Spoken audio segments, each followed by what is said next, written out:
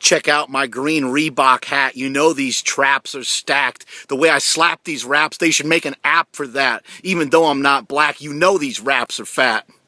This is Mark Bell from SuperTraining.tv. Super Training Gym, the strongest gym in the West.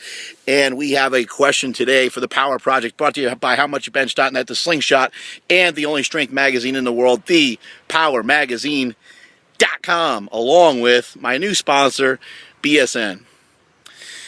Let's get to the matter at hand. We had a question come up today. I had a question come up today in my powerlifting class that I teach at Iron Mile CrossFit in Natomas, California, the Sacramento area. This is a great question, and that's why I applied it to the Power Project. I know I got a lot of people waiting in line in the Power Project Army lineup, but I wanted to get to this question because I thought that this would reach a wide audience. I thought it was a good question. And the question was, as a coach, what are you looking for in an athlete? How much strain is acceptable? How much rounding over? How much crappy lifting is acceptable when going heavy and going for these maxes and trying to train your ass off and all these different things? Let's see if I can get rid of this head cleavage. Oh man, there we go. Got rid of some of it. So you know, this is a tough thing to tackle.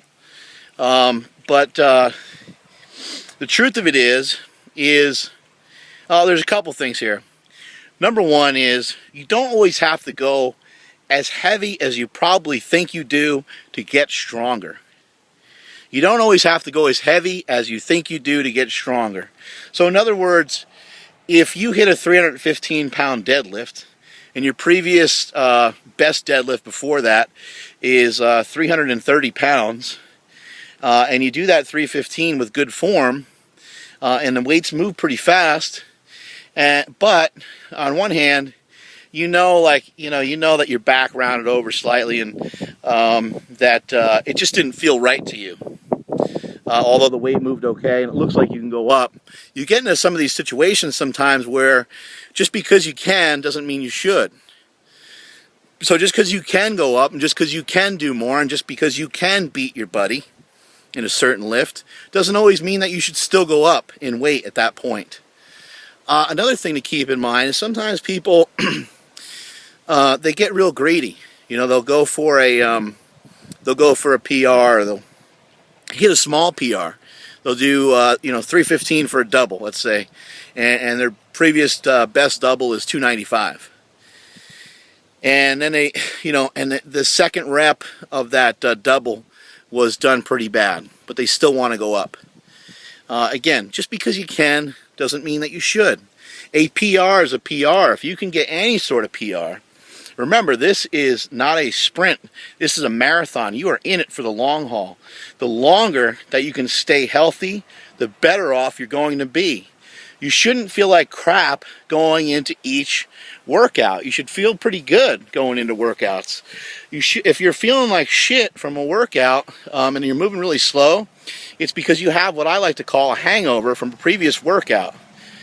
Maybe you went a little too nutso on squats, or maybe you went a little too nuts on deadlifts, and you're moving slow on a particular lift, like a squat or deadlift. Or even in some cases, this might sound a little bit weird, but the bench press can kick your ass as well, especially those of you guys out there doing geared lifting, or guys that are doing multiple bench press exercises in a training session. I bench on a Thursday. I'll come in on a Saturday, and man, my back is tight. So I gotta take a little while to warm up sometimes due to all the benching. And some of you guys out there might not understand what the hell I'm talking about. But as you get stronger with bench press and as you spend more time on it, I'll sometimes be on a bench for 2 hours. Sometimes I've been known to even be on them longer. Because at Super Training, a lot of times we do bench press, followed by bench press, followed by more bench pressing. And we do the same thing in a squat, same thing in a deadlift quite often. We do use specialized exercise. We do use assistance movements, but our assistance movements are usually the same movement, but just done with a different rep scheme. So back to the question, how many times you get rounded over in a given given training session, how many times can you end up lifting incorrectly in a training session? And you guys know what I'm talking about out there when I talk about, a gut-busting set, one of these sets that really, really rounds you over, and your knees get shot forward in a squat, and you do a good morning, and the lower back gets severely rounded. You shouldn't be doing any of those at all, pretty much ever. But the truth of it is, to get stronger, we need to lift like shit. I actually refer to it as lifting like shit, TM, Circle C. If you want to steal it, hop in line with all the other people that steal shit from me. By the way, answering questions in the car was invented by Mark Bell. Just thought you guys would know that. You see other people doing it, just call them out. Just say, hey, flat out, you know what? You're ripping off Mark Bell, you owe him 3 cents. They can just ship it to me or something like that. But anyway, in order to get stronger, you have to lift like shit sometimes. You don't want it to be too shitty. You don't want to actually shit your pants during the lift. But it does require, strength training does require for you to go through some strain and go through some stress.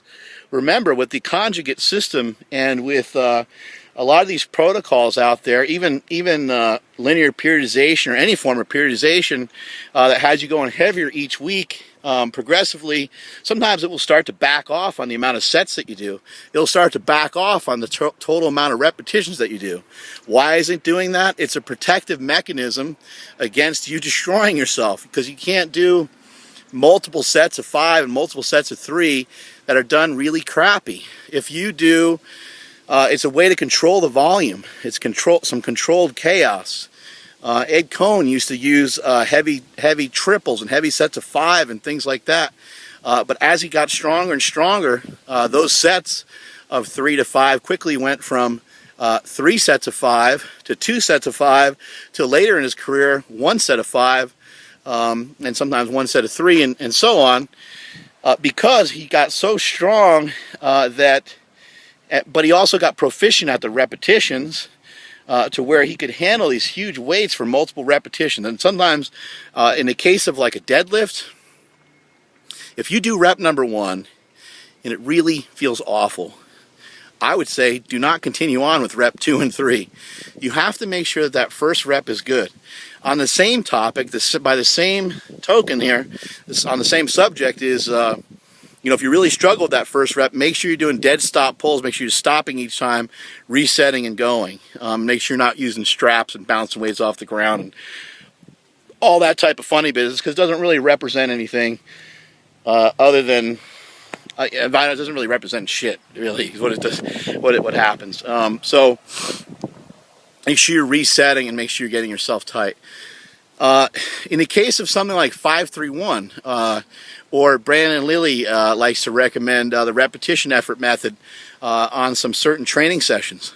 A lot of times those protocols, even Jim Wendler does a great job of like trying to talk you out of going too heavy. You don't need to go so freaking heavy all the time to get stronger. You don't need to go so heavy all the time to get a stimulus.